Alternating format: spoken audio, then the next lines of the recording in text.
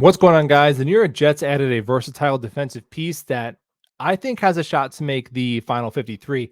Now, Peta Talmopanu, welcome to the New York Jets. He is 29 years old, and his NFL resume is very, very bleak. Was a former day three pick of the San Francisco 49ers in 2017 when Robert Saleh was the defensive coordinator.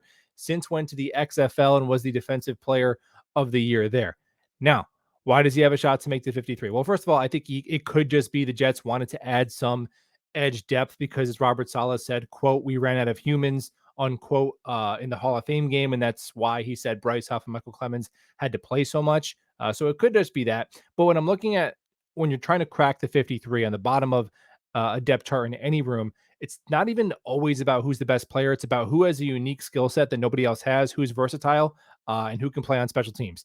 And this kid, when he was 29 years old now, but when he was a kid in San Francisco, Saleh used him as a Sam linebacker in base packages, and then he would rush the passer on third downs. And then he was soon supplanted by D Ford in that role, and then kind of just fell out of the league after that.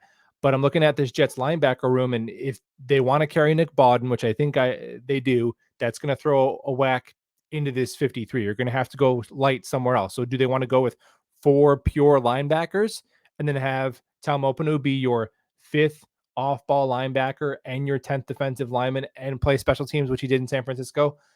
That wearing multiple hats is your ticket to being on the bottom of the depth chart. So I think he's got a shot, but maybe he's just a camp body for some wear and tear at the end of some of these preseason games we have coming up. Now, Robert Saleh talked about Bryce Huff playing in the fourth quarter of a preseason game, and he said, we love Bryce. He's going to be part of this team for a long time to come. And the Jets social media team made sure to share that video out there. So maybe a little bit of an olive branch to Bryce, where he was liking some tweets kind of saying that, hey, this coaching staff doesn't appreciate him or value him. And it's really a good problem to have. Like, if you step back and think about it, with how beleaguered our edge room has been, I don't think the Jets are misusing Bryce Huff necessarily. Well, a couple things. When they didn't dress him over Vinny Curry, yeah, that was egregious the first 3 weeks of the season. But since then, in terms of his snap count, we always say, oh, we want to play Bryce Huff more, more, more. And I love Bryce Huff, but who are you playing him over? The Jets have maybe the deepest edge room in the NFL, maybe not the best in terms of pure like blue chip talent. They don't have a Bosa, they don't have a Myles Garrett, but they go six deep. And are you going to play Bryce Huff on first down over Carl Lawson or JFM or JJ, or now even 15th overall pick Will McDonald? Probably not. And with Huff, there's been trade speculation just because he's probably not going to re-sign with the Jets next year, right? He's probably going to look somewhere else where he can get a better opportunity.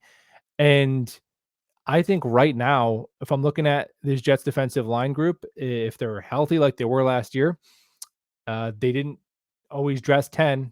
Somebody was in street clothes, and I think that guy might be Bryce Huff. It pains me to say it, but they're probably not going to go inactive on any of the four defensive interior players, right? They're deeper at edge. They're not going to dress six edges and only three defensive tackles. And then who else in the edge room? Michael Clemens. I think Bryce Huff is better than Michael Clemens, but Michael Clemens plays outside, plays inside, and he plays special teams.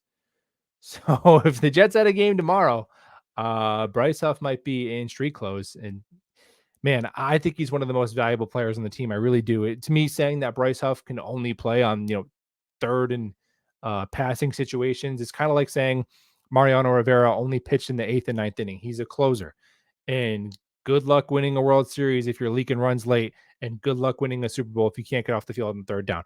I understand. I'm as high on Will McDonald as anybody, but is Will McDonald going to be, as a rookie, the single most efficient situational pass rusher in the NFL?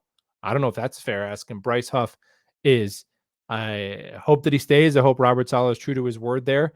And I hope that they do make it a priority to make sure he's active and he's getting the requisite snaps needed to make an impact, because he's a stud, man. He really is. So there it is. Welcome, Peta Talmopanu, and hopefully Bryce Huff is sticking around because he's a good one. And we'll talk all soon.